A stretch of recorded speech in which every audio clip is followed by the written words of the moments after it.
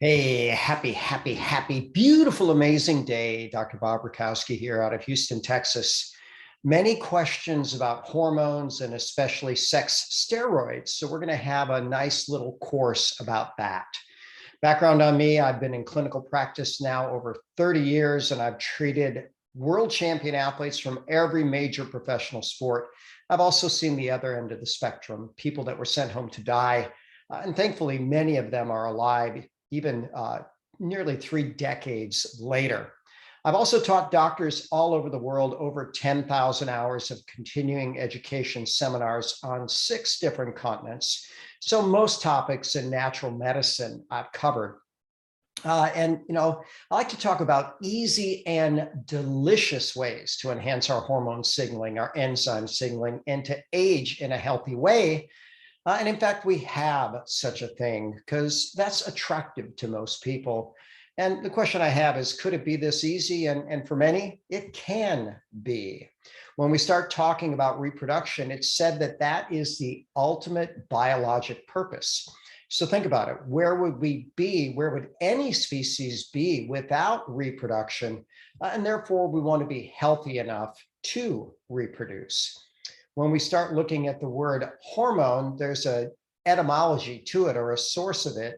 And what I really like is that it means to impel or to urge on. So hormones do give us urges, especially the sex steroids. And by the way, the urge could be to grow, it could be to increase metabolism. Lots of different factors are related to hormones. When we start talking about the sex steroids, I think most of us know that there's a peak of sex steroids earlier in life. Men are going to definitely peak earlier than women. And by the way, their decline is less obvious and gradual. And then women hit their peak and their decline is pretty well defined. Their decline is defined. And we can call that menopause or the cessation of the fertility window. I've taught seminars about health and endocrinology in Sweden, and I love the Swedish term for ovaries. It's actually pronounced egg stalkers, and that's what the ovaries do. They stalk eggs. So keep in mind when a little girl is in utero, so this is before the age of 0. 0 is the actual birth date. Now, somewhere between 6 and 8 million eggs is what's estimated to be in the ovaries, and then down to maybe 2 to 3 million at birth.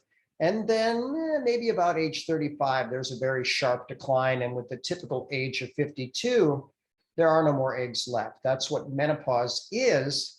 And I tell people, if the egg stalkers don't have any more eggs, they close up shop. So they're no longer producing the sex steroids. Now, that certainly doesn't mean that the female doesn't have a need for estrogens, androgens, and progestins. And we'll talk about how and where those are made. When you start looking at the symptoms of menopause and andropause, you can see that a lot of them are common between both genders. And none of these issues are things that people really look forward to. So if we can keep our hormones functioning better longer, we're probably going to have healthier aging. So very powerful language here. In postmenopausal women, all estrogens and nearly all androgens are made locally, and they're made from something called DHEA, which is from the adrenal glands. Also keep in mind, it says in adult men, probably after the age of 50, 50% of all androgens are made locally inside the cells that need them. And that, by the way, has been termed intracrinology, not endocrinology, but intracrinology. So when we look at this, endocrinology, there's a gland that makes the hormones. They get into the bloodstream and they go to tissues that need it. But with intracrinology, the very specific tissues that need the hormones make it from DHEA. So keep in mind that the hormones are made locally, used locally, and deactivated locally. And that basically means that if you're testing the blood for the hormone status, you're not getting a picture of what's happening inside of the individual cells. So in many ways, symptoms are a better indicator than blood tests for postmenopausal, postandropausal hormone action. This reference suggests that DHEA could be the ideal choice for physiologic hormone replacement. And by the way, the natural molecules model suggests, why don't we help you make your own hormones better? Why don't we help you make DHEA? And why don't we help the cells make it and respond to it? Now, DHEA levels also decline with age. And by the way, a pretty similar pattern in both men and women. When the body's under a high level of stress, it will actually decrease DHEA. It will decrease the sex steroids. It will decrease thyroid hormone, growth hormone, et cetera. So we certainly want to do a good job at managing our stress.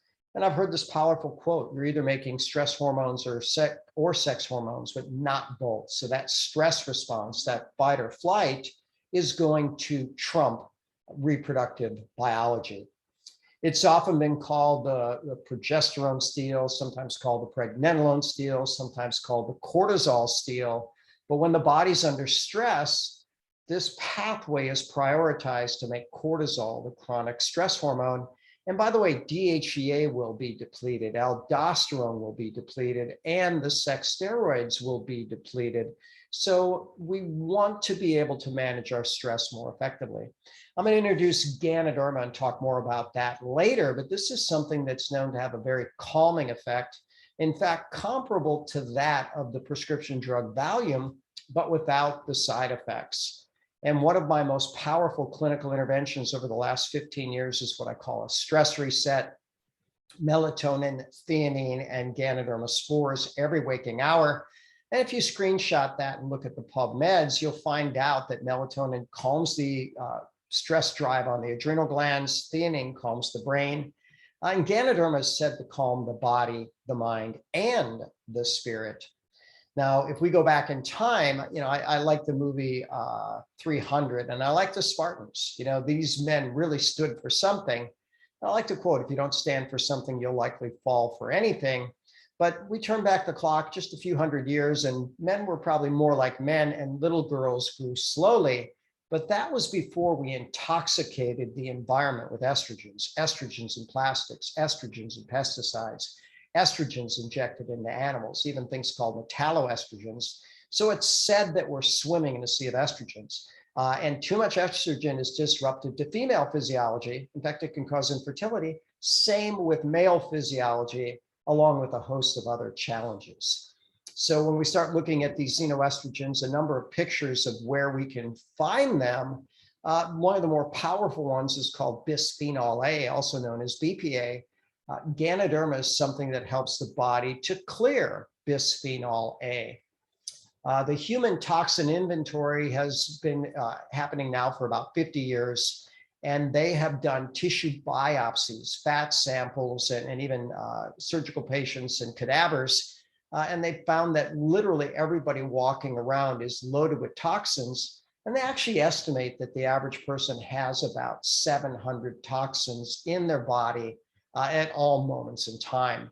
And by the way, toxins disrupt structure and function and health. And it's a polite term for poisons. So we all walk around with poisons in our system. And Ganoderma, again, can clear the poisons from our body and from our environment.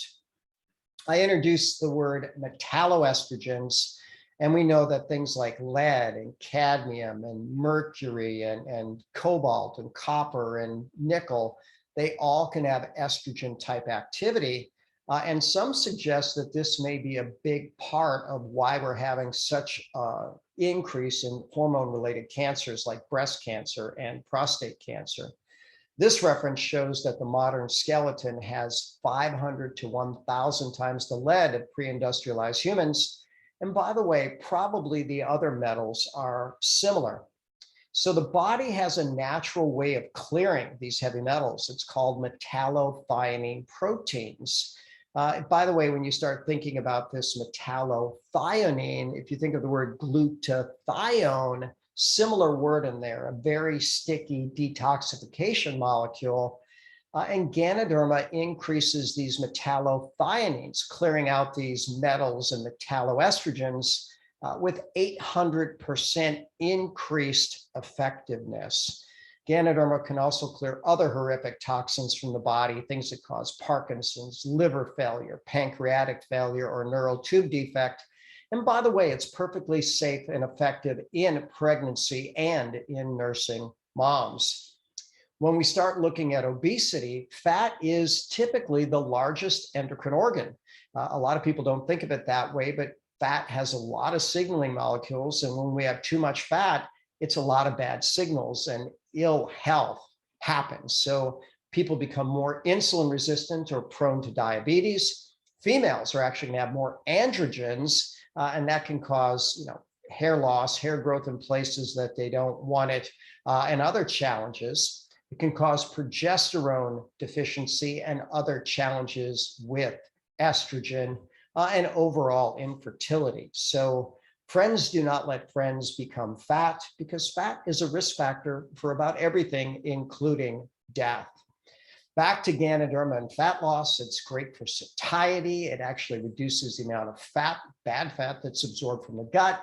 It enhances insulin signaling, thermogenesis, and even changes the bugs in the gut, which, by the way, can be very powerful to promote fat loss and metabolism. It's been said that estrogens, whether you make them, whether you take them, you need to get rid of them every day. And I tweak that. I say estrogens, whether you make them, whether you take them, whether you're knowingly or unknowingly intoxicated by them, whether you're a man, whether you're a woman, you need to get rid of them every day in a healthy way. There's 14 different liver enzymes that help to clear these estrogens. Some are fairly neutral, some are terribly unhealthy, but cytochrome P450-1A2 is considered the healthiest, and we drive that with things like coffee and cruciferous vegetables and Ganoderma. And then we want good nutrition for phase 2 detoxification of estrogens, which is glucuronidation, sulfation, methylation, and even with antioxidants on board. And again, Ganoderma, great for helping all of those things. So generally speaking, with detoxification, you want a really clean diet, clean water, coffee and teas can actually help the process. There are medical foods, functional foods for estrogen clearance. When we start looking at Ganoderma lucidum, it can reduce the xenoestrogens, the metalloestrogens, reduce obesity and buffer stress. So very, very powerful across the board for estrogen detoxification. Estrogen also increases something in the blood called thyroid hormone binding globulin, and that does what it says. It binds up thyroid hormone, and therefore it cannot be active. And that might be the reason why women have 600% more hypothyroid than men. So a graphic about the causes of hypothyroid: autoimmunity, challenges with the liver, estrogen toxicity, leaky gut, adrenal issues. Ganoderma, very powerful for all of those. And there are your PubMeds listed below each of those headings. When we start looking at autoimmunity, estrogens promote autoimmunity, androgens protect against it.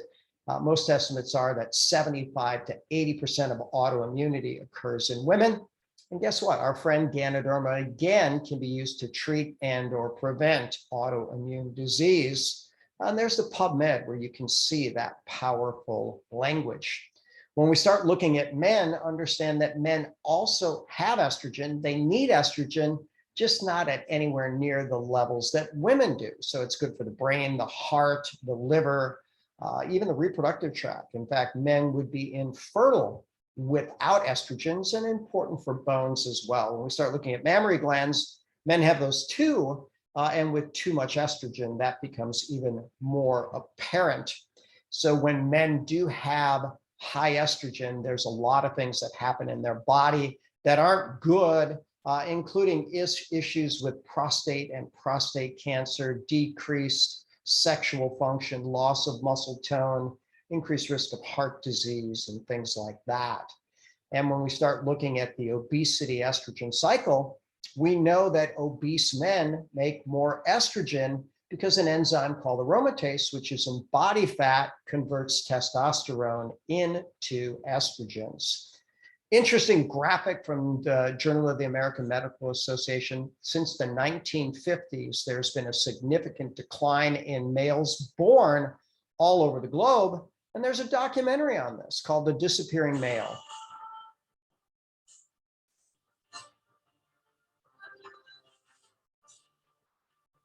Sounds like a B movie. Millions of males vanish. Fact is, there aren't as many nowadays. Not human males, not frogs, not fish. Chemicals are moving us into a period of the most rapid evolution that this species has ever experienced. From toys to shampoo, we're awash in strange new compounds, and we're only just learning that males are being hit hardest. The scientists within Health Canada are telling the government, listen, you really have to move on this. I'm Anne-Marie McDonald. This Doc Zone asks, where have all the boys gone? So very fascinating, long documentary. And here's the summary of it. They found out that these estrogen chemicals, estrogen-like chemicals, xenoestrogens, are especially harmful to babies in utero and can even cause miscarriage. So now men, a lot of them are concerned with sexual function, and sexual dysfunction is probably the real pandemic because of these toxic estrogens and stress and obesity. Nitric oxide is something that's critical for sexual function. The discovery of nitric oxide ultimately led to the development of Viagra, which, by the way, makes nitric oxide last longer. So when you look at nitric oxide and sexual function, over 900 studies. If you look at nitric oxide and sexual function in women, 75 specific to women. So it's important for women as well. Then we start looking at Ganoderma and nitric oxide, 82 different studies. And here's a simple summary. Ganoderma is great for nitric oxide by multiple mechanisms. And that means it's good for the heart, it's good for the brain, it's good for the immune system, it's good for sexual function, it's good for healthy aging.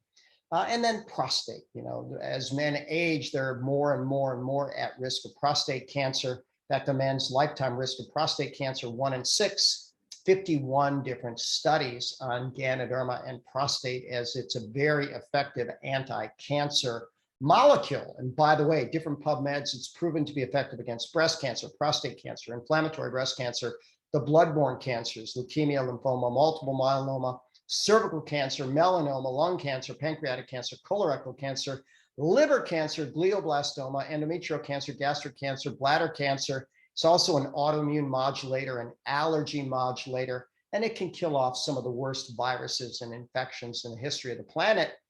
So wouldn't it make sense to maybe add this to your health benefits, because it's great for hormones, it's great for the immune system, and Ganoderma has definite anti-aging properties.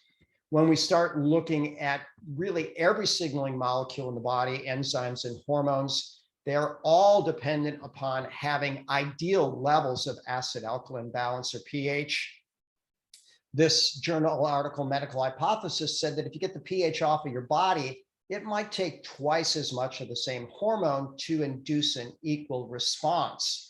And I've seen now, thousands of patients where we've done pH assessments. And here's what I'll tell you, everybody's at least a little too acid. And the sickest people are the most acid. Well, Ganoderma is widely held to be the most alkaline food on the planet. So another way that it can benefit the body and all messages. So can we find an easy and delicious way to look better, feel better, and live longer? Absolutely. Ganoderma or reishi-infused coffee and tea and even shakes can do that. By the way, I'm an investor in the company, so I have a vested interest in sharing great information and great products. And here's what I can tell you. For some people, these are profoundly life-enhancing in more ways than they can even count. You look at Ganoderma lucidum, 2,072 different PubMed citations, consensus top superfood on the planet, estimated to be a $2.5 billion a year product. That's US alone. So there's a lot of competitors, low-end competitors grow theirs in a plastic bag. And those plants aren't very healthy. They can't even reproduce. Then there are ours, USDA certified organic, grown in the natural environment with phenomenal levels of quality certification. And by the way, 2 different patented processes by which we infuse it into coffee and tea. Every single week, I have a number of calls. My Ask the Doctor on Mondays, Clubhouse, Tuesdays, 2 different Zooms, one in the afternoon, one in the evening. And then we tell people or help people how to thrive in the new economy. And that's Wednesdays and Saturdays. And as always, I'm Dr. Bob Rakowski, absolutely knowing that we can all be happy, healthy, and successful. If you like this, share it and plug in to some of our other calls.